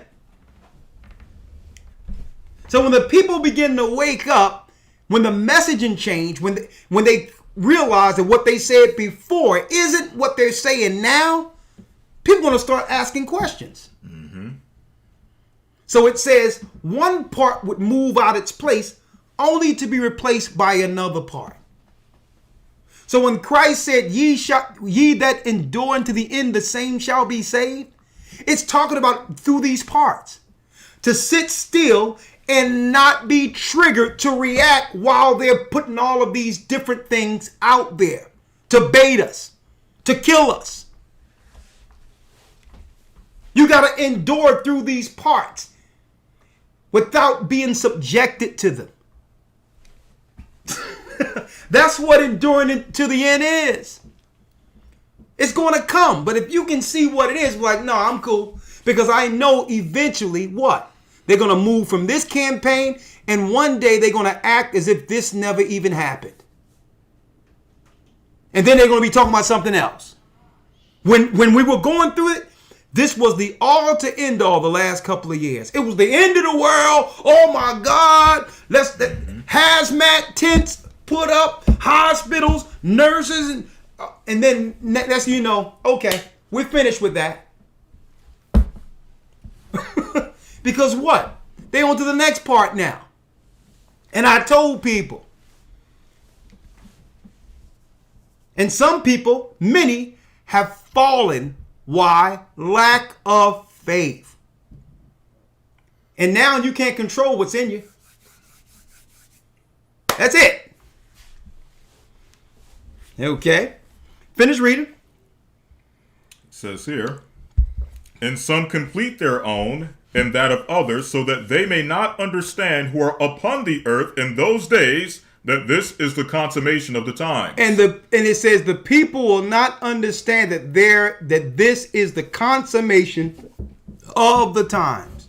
What's the consummation of the times? The 1,750 years that was calculated from Christ's birth until his coming. No, we're not in 2022. We're not in 2022. The Romans lied to you. Daniel 7:25 says that they should think to change times and laws. But you cannot change prophetic time according to God. No matter how many calendars you tinker with.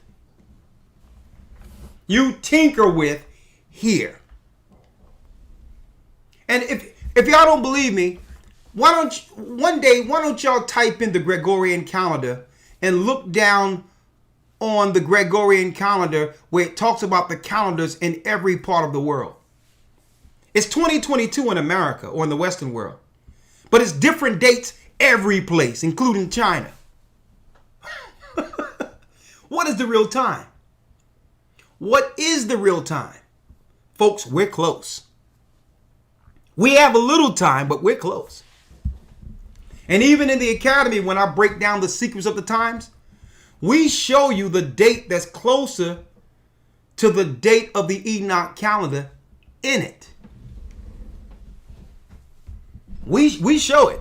We're closer than you can believe, but we have some years, but we are close.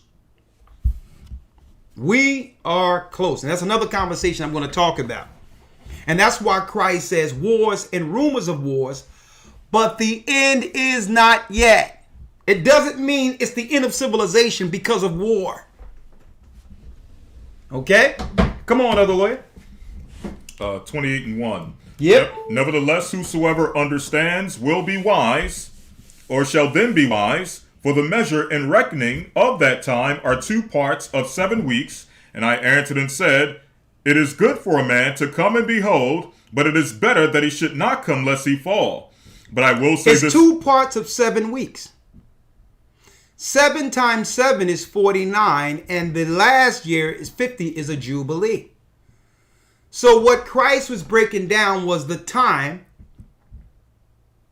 in hundreds of years from the time of his birth up until the coming.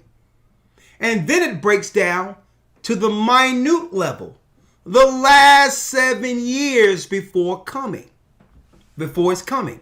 That time was written in the heavens since the beginning.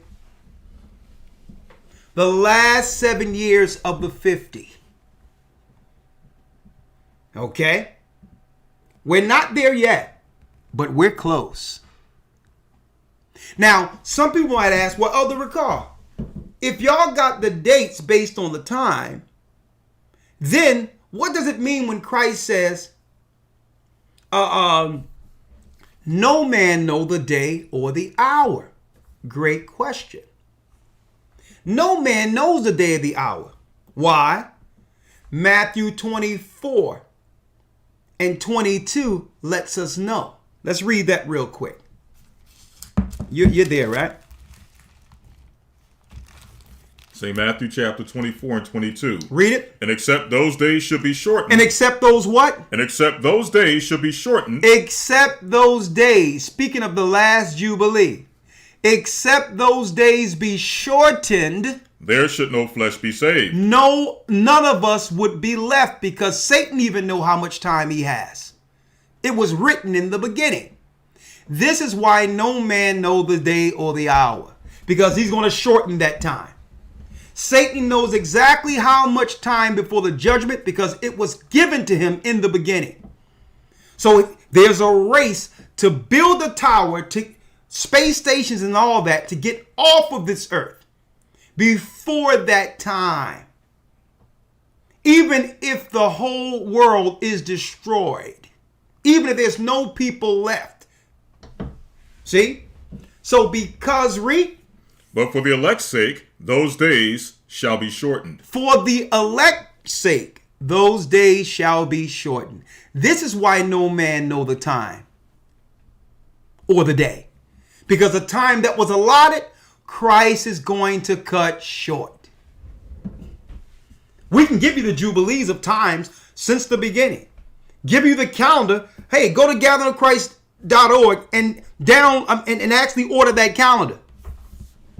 It puts you back on time according to the Sabbaths and holy days of God.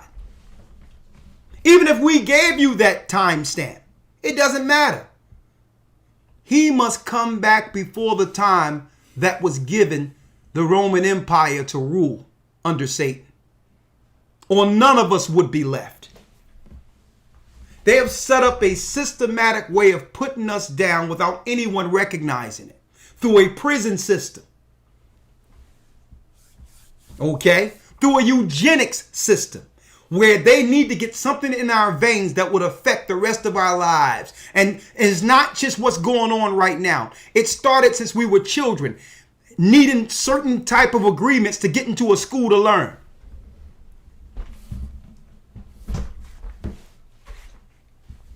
Depopulation at its finest. And it's not just happening here. It's happening in Africa. It's happening in Brazil. It's happening wherever the children of Israel are. They are targeting us and putting us down. So Christ said, listen, I must cut their time short, or there'll be no people for me. None of the Israelites would be left if I didn't. Let's go back to Baruch. Baruch 28, verse number 4. But I will say hold up, and thank you for doing that. Thank you for doing that, Elder Dale. Thank you for doing that. Let me see here. Thank you for putting the link up for the calendar, because all of our brothers and sisters need it. And I'm going to tell y'all, brothers and sisters, you know, I hate to keep saying it, and I keep stressing it.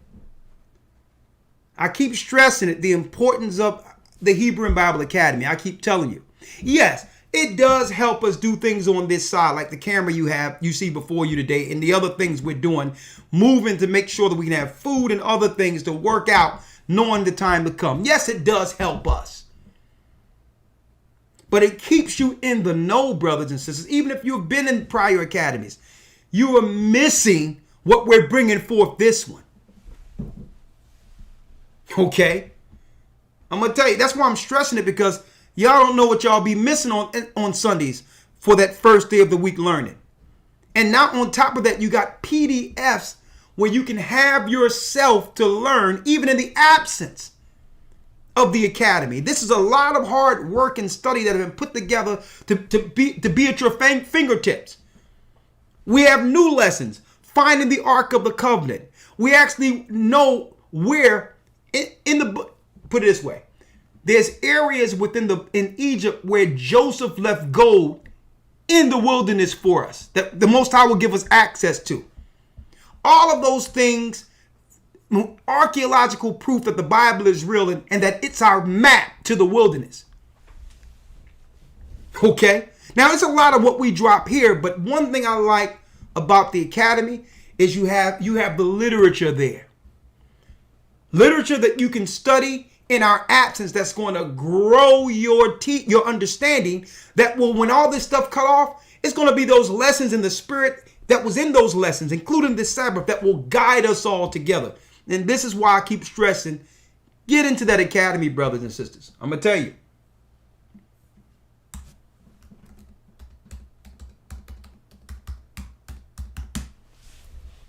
We're all up in these schools. We go to Esau schools for theologian school. This is how you can support the work and get the information you've never received in this earth, ever. Okay? Finish reading that last part. It says, but I will say this also. Yes. Will he who is incorruptible despise those things which are corruptible? So here's a question. Will he that is incorruptible despise those things that are corruptible?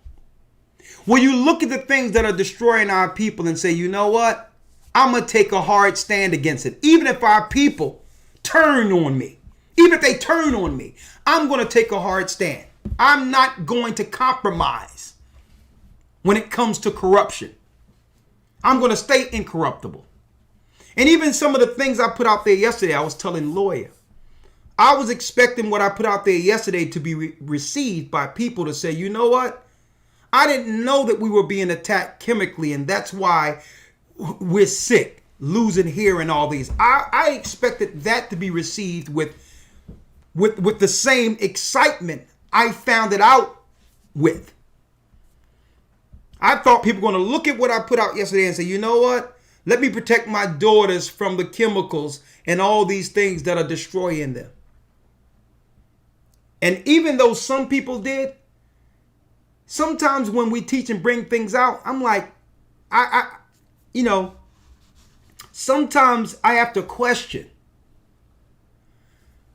are they really listening to what we're bringing forth? And I'm talking about logically, not with how they feel.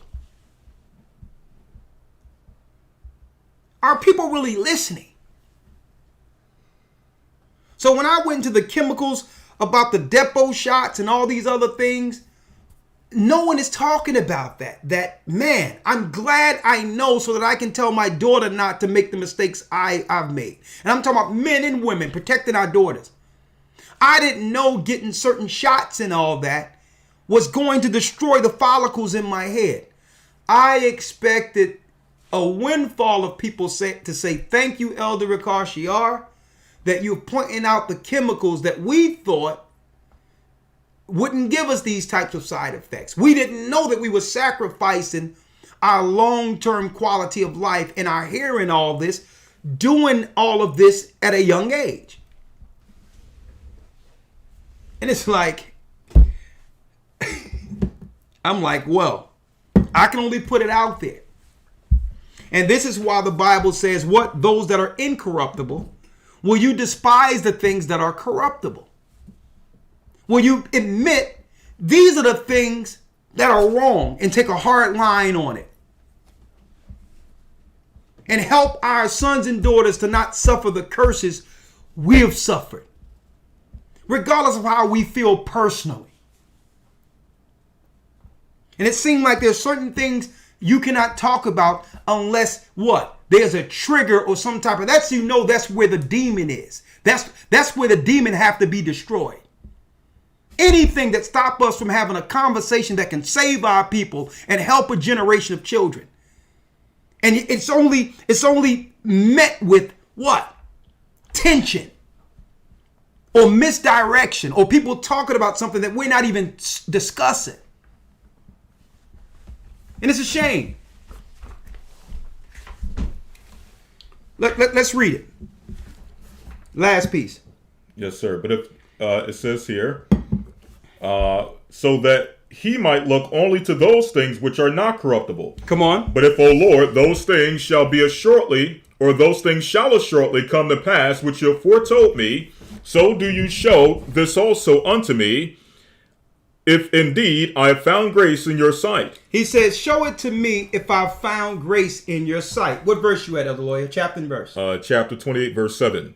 Chapter 28, verse 7. Come on. Is it in one place or in one of the parts of the earth that those things are to come to pass? Or will the whole earth experience them? Or will the whole earth experience them? Or will the whole earth experience them? Come on. What verse? 29, verse 1. 29. Let me put it up here so they all can see it.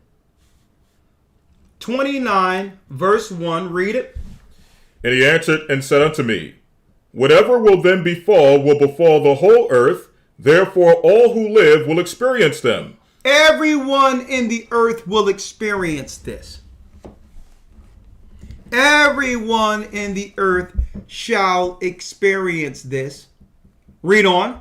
Verse 2, for at that time I will protect only those who are found in those selfsame days in this land. In this land. So before all of this go down, the Most High is going to guide people into the same areas we once were. Before receiving or while receiving the 10 Commandments. Some is going to be able to walk into those areas. And there's going to be a number of people moved into those areas. Okay? I'm going to discuss this live out here where everyone can see it here. But I'm going into portals in the academy. This academy, all into the portals. The gates between heaven and earth. I'll be talking about that in the academy to show you all the scriptures in the Old Testament and in the New Testament where our people entered gates or doors to get from one part of the earth to the next part of the earth with the assistance of angels. In this academy right here. Okay? I know I touched on it shortly in other academies, but we're doing a full lesson. A full breakdown where when you look in Ezekiel and different places where it talks about gates, where the angels in Genesis, where they had a sword moving in every direction to block the way from the tree of life, which is at the Gulf of Aden, all the way to the book of Revelation where the tree of life is actually presented back. Where the Most High have the angels rest. And don't forget, all the angels are going to come with Christ in his coming. They're going to lose their life. That means at the same time, the angels that are keeping the gates are going to have to stop keeping the gates and we'll see different parts of the earth that are being cloaked by the Most High. That's when we're going to see all of these things that were always present, but not accessible. I'm going to be going into that. The portals between heaven and earth. Folks, there's doorways everywhere. This is how the spiritual realm gets through and are not subjected to our time when you walk through one gate into another. I'm going to be talking about in this academy also. But we're going to finish it out here. Finish reading, Elder Lawyer. Yes, sir. Verse number 3. And it shall come to pass when all is accomplished that was to come to pass in those parts, that the Messiah shall begin to be revealed. And at that time the Messiah shall begin to be revealed. See, when all this happens, no people in the earth are going to try to be able to claim that the Bible prophecies weren't true. At that time, we're going to be living the signs. We're not going to be living in a society in which we can actually deny the prophecies Christ said, because everybody in the earth, real time, will be living under these signs. Read. 4. And Behemoth shall be revealed from his place. And Behemoth shall be revealed from his place. Okay, that's right. That's the beast that was made from the beginning, who ruled the 1,000 hills. So when they cut down trees and do all this stuff, eventually when the war happens and all that goes down, Behemoth is going to present himself on the earth, tearing down cities, all of that. Read. And Leviathan shall ascend from the sea. And Leviathan shall ascend from the sea. Now Japheth, who are the Chinese, always knew this. And they depicted a lot of these prophecies within their animation when they showed Godzilla fighting King Kong and all those things and tearing down streets. Folks, this is not just in the Bible or in the Apocrypha or in the Hebrew records. It's also in the Asian legends that these two creatures are going to come on the scene wrecking shop. Read on. And Leviathan shall ascend from the sea, those two great monsters which I created on the 5th day of creation, and shall have kept until that time. Exactly. These are the two creatures the Most High, he had one to rule the waters and another to rule the hills, or the what? The forests. The areas uninhabited. And guess what? They both go through gates. That's right. They can go through gates and end up on different sides of waters. The same thing. One can be in Africa for a while and they'll find themselves in the Himalayas in another area, or they'll find themselves, or Behemoth can find himself near the Grand Canyon in the woods there. They will be revealed at the very end. So yeah, there weren't any type of prehistoric animals. Okay, 100 million years ago, 25 million years ago, we totally destroyed that lie they try to teach in science, through science. We totally destroyed that. These were hybrids. When you see dinosaurs and all that, those were hybrids made during the time right before Noah, when they began to cross-splice animals that consumed mankind, and the Most High sent forth the flood. That didn't happen. That happened thousands of years ago. That didn't happen 100 million years ago. So the only animals out there that was created like giants or prehistoric animals were these two, Leviathan and Behemoth. And eventually they're going to present themselves on earth. Read. Verse number 4. And Behemoth shall be revealed from his place, and Leviathan shall ascend from the sea, those two great monsters which I created on the 5th day of creation. Those two great monsters, read. Which I created on the 5th day of creation, and shall have kept until that time. And then shall they, And then they shall be for food for all that are left. And they shall be for food for all that are left. They shall what? Be food for all that are left. They shall be food for the Gentile nations. We're not eating those things. But the other nations are going to eat these to sustain.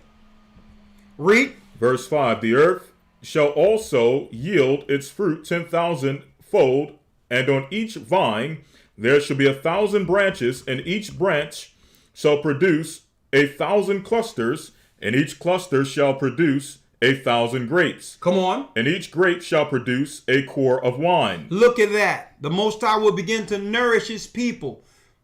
Think about this, folks. One vine of grapes, two men are going to have to carry on sticks. That's how fertile our land will become for her children. Now, the other nations are fighting over their wars and rumors of wars so that they can stake position in these areas to stave off these prophecies. The same way the Amorites and the other Nephilim were in the land of Canaan and planted themselves there to try to stave off our people getting the promised land. This is why they had a proclamation in 1942. This is why you got wars over there in the Middle East, because they're trying to get there to stake claim to stave us off from actually getting the land. But the Most High is going to send Leviathan, Behemoth, animals that there's no technology in this earth can go against. And he's going to be wrecking shop all on these different cities, tearing down their walls, their technology. All of that. Folks, our people, the children of Israel, we're going to get the land without fighting anyone. We're just looking at the wars and the rumors of wars. They're destroying themselves. And on top of that, the Most High is going to send the animals against them. And the walls will fall like they did in Jericho. See? Come on, finish reading. Yes, sir. Verse 6. And Yep. those who have hungered shall rejoice. Moreover, also they shall behold marvels every day. For winds shall go forth from before me to bring every morning the fragrance of aromatic fruits. Aromatic fruits every morning. It's going to be the scent of aromatic fruits for us every morning. Read.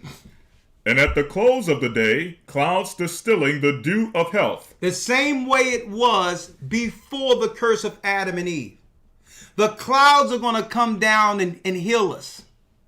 The dew of health. It's going to nourish us. There'll be no need for rain. Read.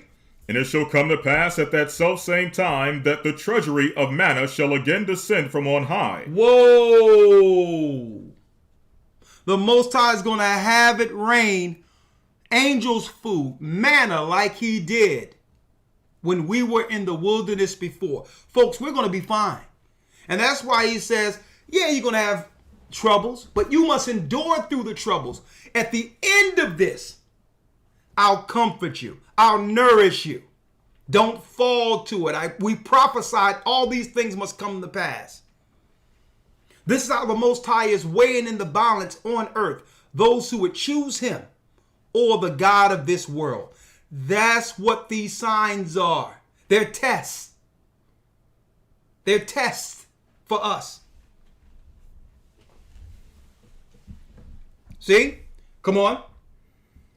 It says here, and it shall come to pass at that selfsame time that the treasury of manna shall again descend from on high, and they will eat of it in those years, because these are they who have come to the consummation of time. And we're going to eat it because why? We're the ones who have come to what? The consummation of time. The consummation of time. The consummation of time. Let's get it here. Because we are the ones that came to the consummation of time. And then it talks about the resurrection. Let's just read the 30th chapter of Resurrection and we'll end it there.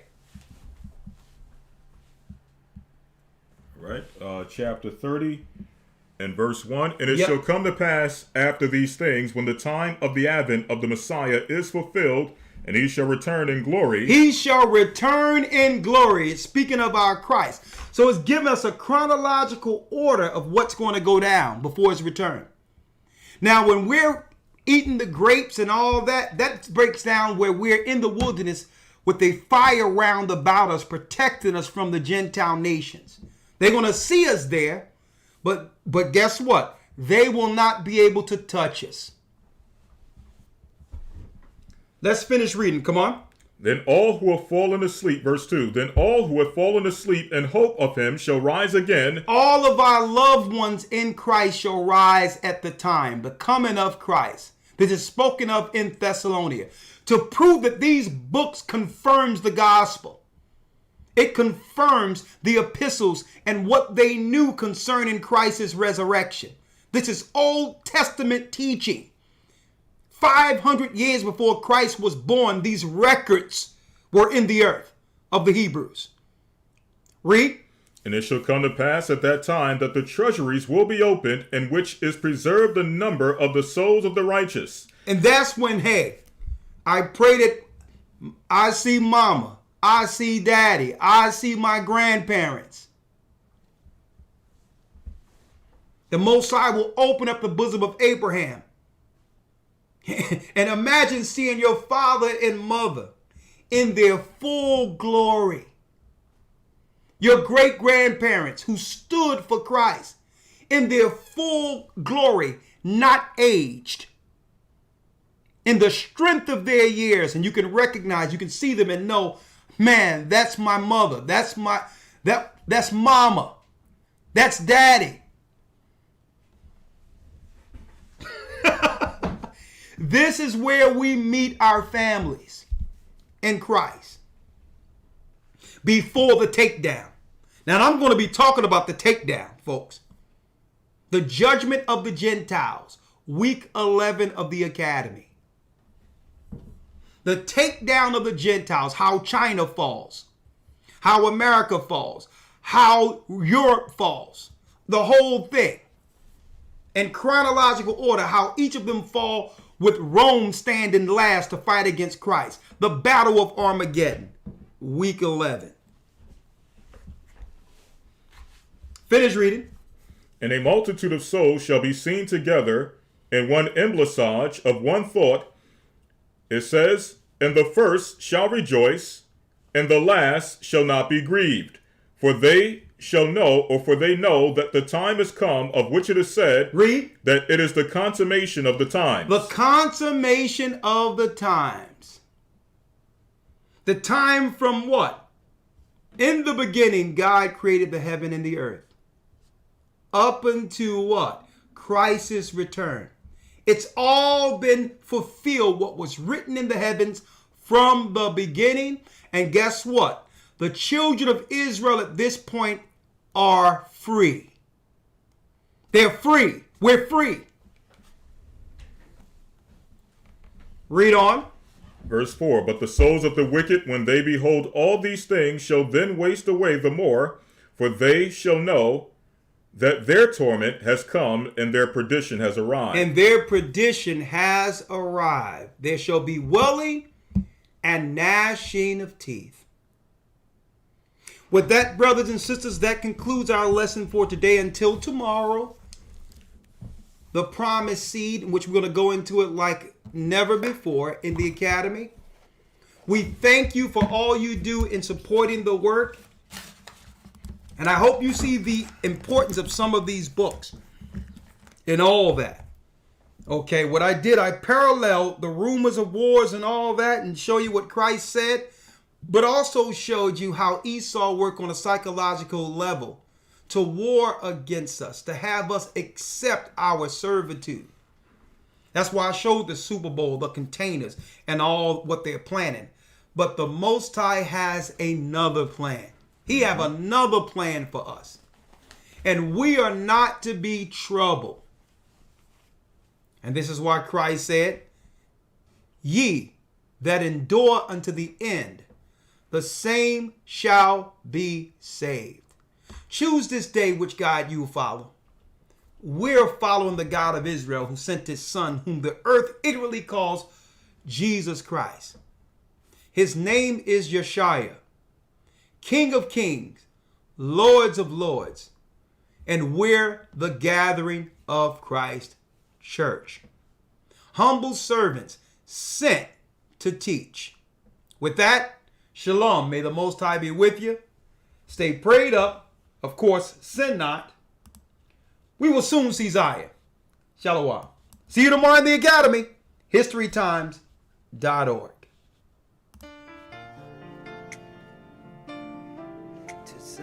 Shalom. Shalom. I was lost, but now I'm found. I'm a child of Israel. I heard the sound. Please give me the strength to stand today. With my eyes towards the east, show me the way to Zion.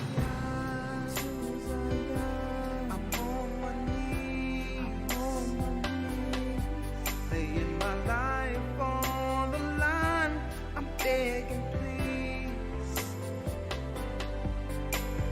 please don't let me fall. Give me the strength. Place my feet, Lord, guide my path. Show me the way to Zion. I opened up the book and see that the apple of your eye included me. And through the tribulation, I know I must stand.